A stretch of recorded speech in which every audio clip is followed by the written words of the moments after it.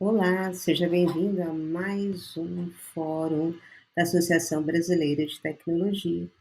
Nesta versão, eu, professora Maria Cristina Marcelino Bento, preparei para você o tema sobre tecnologia a serviço da educação de jovens e adultos. Trabalho há mais de 30 anos com formação de professores e com foco na EJA também, trabalhando nos cursos de pedagogia, dando prioridade à formação do aluno da educação básica, especificamente do professor alfabetizador, da educação infantil, né, e dos anos iniciais do ensino fundamental, mas sem perder de vista a formação do professor da EJA. E para a gente começar esse diálogo, eu gosto de situar em primeiro plano, quando falamos de EJA, do que é que estamos falando. A gente tem aí pontualmente a legislação, né, de 28 de maio de 2021, e que a gente vai poder entender que a formação do aprendiz, ela está pautada na qualificação profissional. Isso se a EJA acontecer lá, se a EJA for, né, se a clientela da EJA for a dos anos iniciais do ensino fundamental, é a alfabetização e, consequentemente, também a qualificação profissional. Nos anos finais do ensino fundamental, do ensino médio, sempre pensar a formação integral, formação específica aí, né, da qualificação profissional desse jovem. E voltando no foco, então, pensando na EJA, tecnologias para quê? Se a intenção é qualificar o aprendiz para o mercado de trabalho, então é ingresso no mercado de trabalho, melhorar a convivência, né? Compreender melhor o mundo por meio das tecnologias, expressar-se melhor, expressar-se de diferentes formatos das tecnologias digitais, aprender a conviver na rede, dominar uma quantidade de habilidades mínimas, né? Para determinadas habilidades necessárias no uso do cotidiano, seja na vida profissional ou pessoal. E quando que o professor da EJA vai utilizar essas tecnologias? Isso tem que estar ligado, muito bem conectado com cada um dos conteúdos, com cada um dos segmentos da EJA, né? Qual é o objetivo, qual é a intenção dessa aula, o que é que o meu aluno precisa aprender, qual é a habilidade que ele vai desenvolver, qual tecnologia cabe. Uma tecnologia que nós vamos usar uma vez, ela vai ser utilizada durante todo o segmento. Nós vimos anteriormente que a EJA, nós temos aí a possibilidade de ser utilizada na educação à distância. Isso pode acontecer para os anos finais do ensino fundamental, para o ensino médio, né, ou em cursos de qualificação profissional. Quando acontece à distância, do modo como a legislação permite, é bacana que a legislação também permite que o aprendiz tenha alguém ao lado dele para poder auxiliá-lo quando necessário. Então, se ele já usa uma plataforma para estudar, que outras tecnologias eu posso utilizar com esse aluno, né? Tem um outro ponto bem interessante para a gente poder falar de tecnologia na EJA, que é sobretudo o perfil do público. E o perfil do público da EJA, ele é muito diversificado, mas principalmente em termos de Brasil, né? Esse país aí marcado por regionalismo, por diferenças muito grandes, culturas específicas, né, de determinados locais, de determinadas comunidades. Isso também requer muito cuidado do professor, um olhar cuidadoso do professor. Sobretudo, lembrar que são pessoas que não conseguiram concluir a escola no período correto, vamos assim dizer. É interessante lembrar que o aluno da EJA, ele tem uma história de vida, uma história de vida que ele traz, sobretudo essa história de vida, essa sabedoria que eles carregam, principalmente quando nós pegarmos aí nos mais idosos, né? Mesmo os jovens, vem aí com uma cultura bem diferenciada. O que é que nós precisamos olhar nas histórias de vida e conhecer a perspectiva que cada um tem sobre o retorno à escola, sobre o processo de ensino-aprendizagem. Se volta à escola para aprender o quê? Se volta à escola por qual necessidade, com qual interesse? Voltaram para a escola porque precisam do ingresso no mercado de trabalho? Voltaram para a escola porque alguém disse que deveria voltar para a escola, né? É preciso trabalhar, é preciso aprender a coisas novas, ressignificar a vida. Então, assim, como dar conta de quais tecnologias nós vamos utilizar com esse público, sem esquecer a preciosidade das histórias de vida. Outro ponto que nós temos para refletir são os desafios. Há muitos desafios para o uso das tecnologias digitais. As analógicas, talvez papel e caneta sejam as mais fáceis, né? O livro, um gibi, uma revista, um filme para assistir, mas quando nós pensarmos nas tecnologias digitais e pensando no dispositivo móvel, celular, que talvez a gente imagine que é o mínimo que todo aluno da EJA pode ter um, nem sempre eles dão conta de utilizar devidamente. O mais simples na operacionalização de uma ligação para alguém da família pode ser uma situação, às vezes, de desconforto, pode ser difícil para o público da EJA.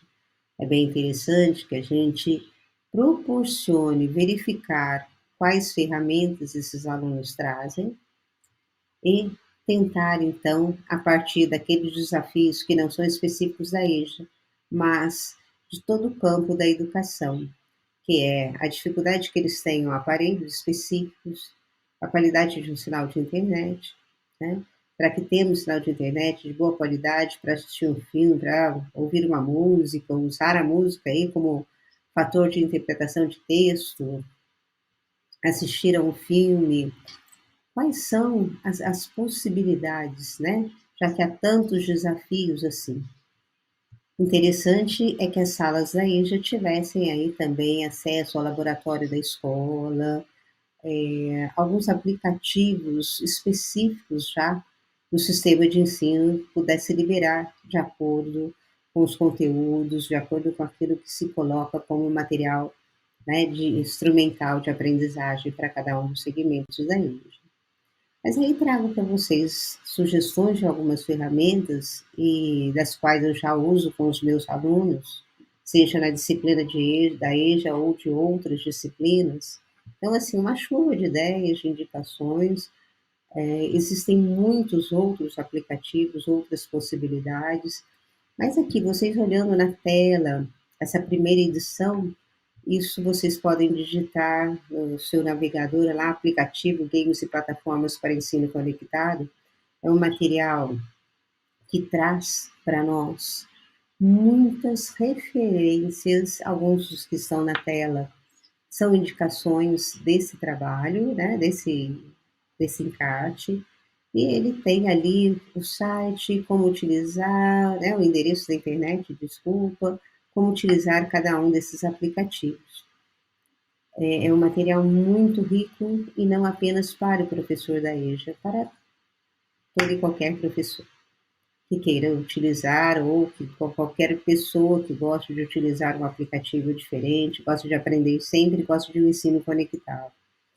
E aí trago para vocês, embora possa parecer brincadeira utilizar as imagens em 3D, é interessante mostrar que é possível, utilizando o recurso do Google, o Google 3D, digita o nome do animal lá, baleia, urso, cachorro, tem uma série de animais que a gente consegue movimentar o celular ou um tablet, a gente vai encontrar o bicho. Mas qual é a graça de fazer isso?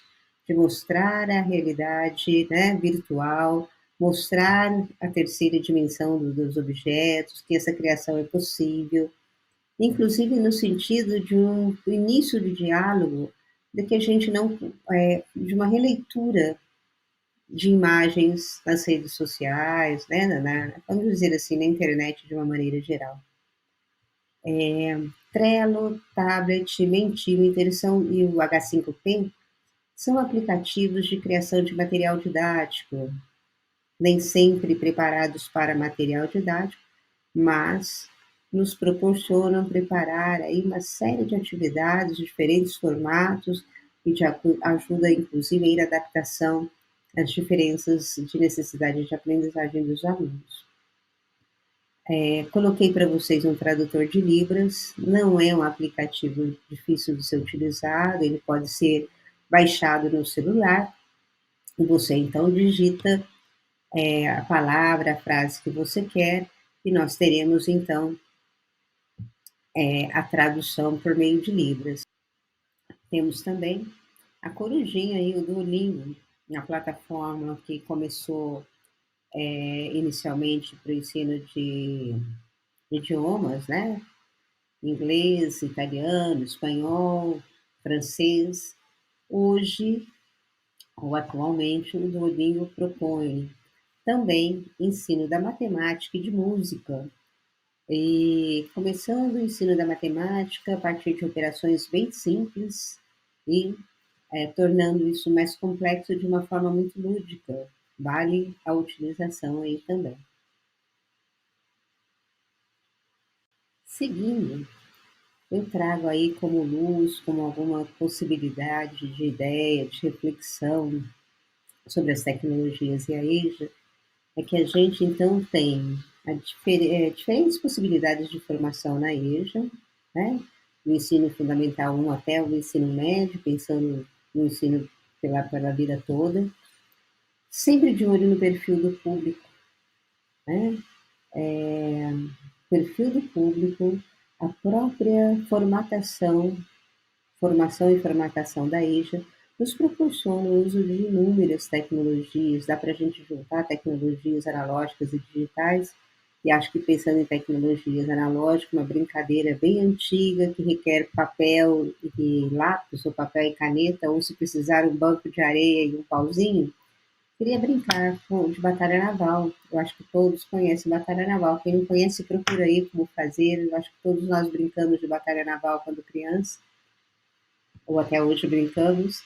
E é importante o desenvolvimento aí, né, do pensamento complexo, pensamento computacional.